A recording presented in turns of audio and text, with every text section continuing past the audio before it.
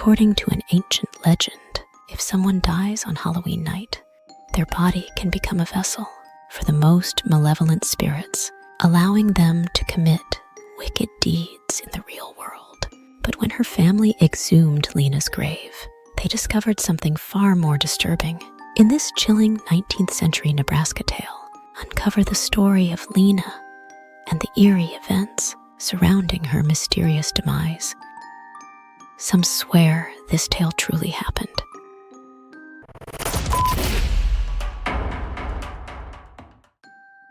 Amidst the backdrop of 19th century Bohemia, whispers of persecution echo, families torn, destinies rewritten.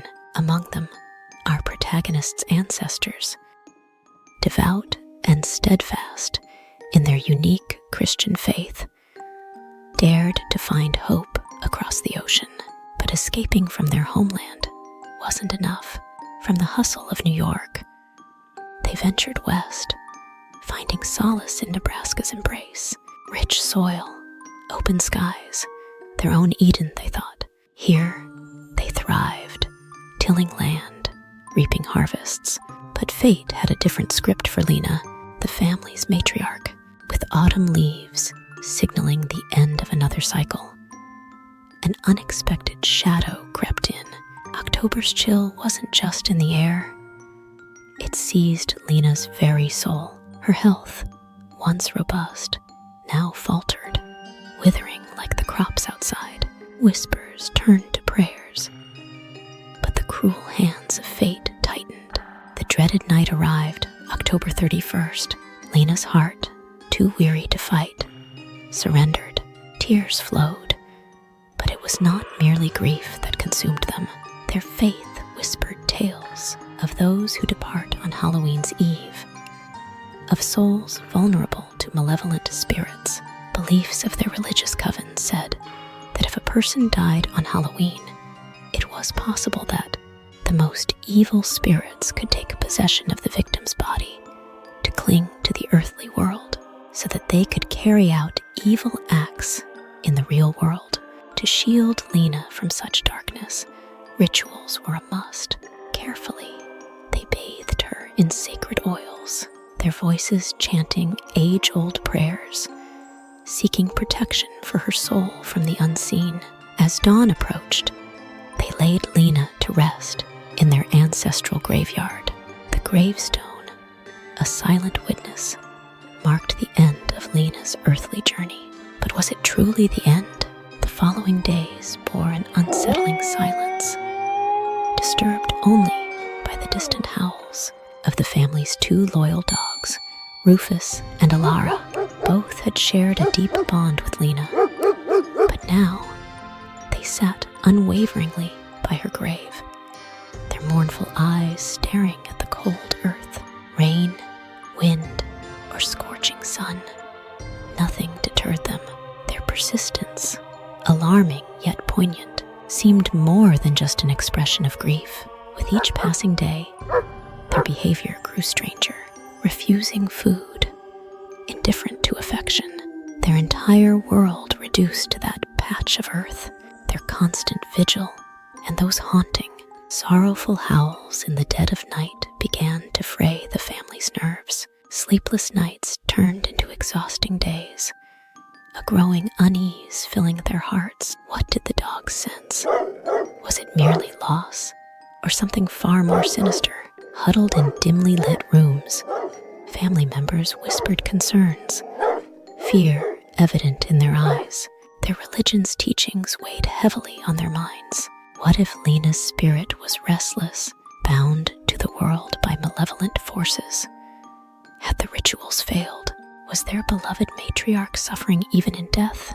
The dog's inexplicable attachment to Lena's resting place seemed to confirm their worst fears. The sacred prayers, the protective oils, had they not been enough?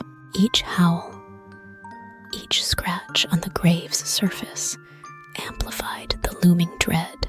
A dark cloud of superstition and paranoia overshadowed their once peaceful abode.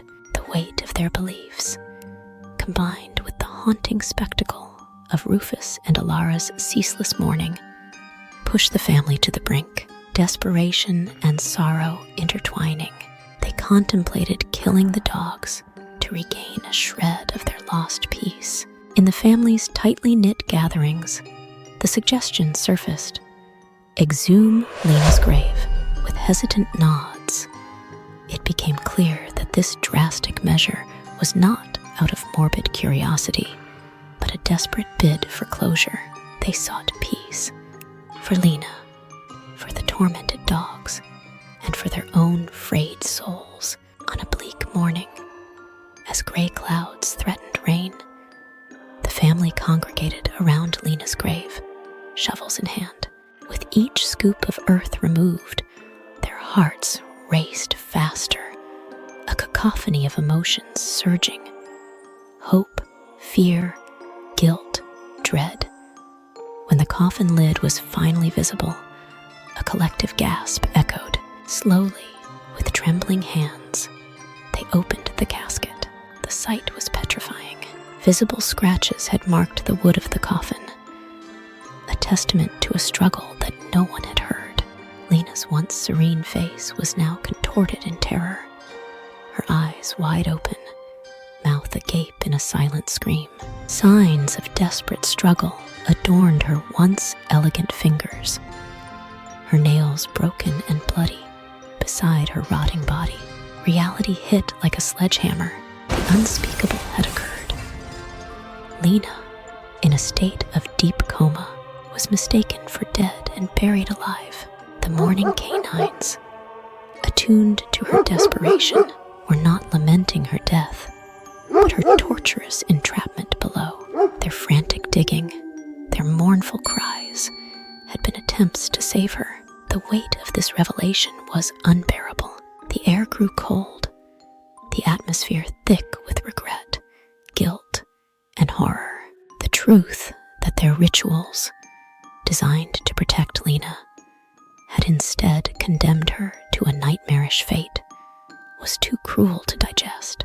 And in the midst of this overwhelming despair, another tragedy struck. The next morning, the family found the body of her husband hanged, dangling from an oak tree beside Lena's grave. Overwhelmed by the guilt of inadvertently sentencing his beloved to such a fate, he had chosen to join her in death, leaving behind a family forever scarred by the dark events of that October.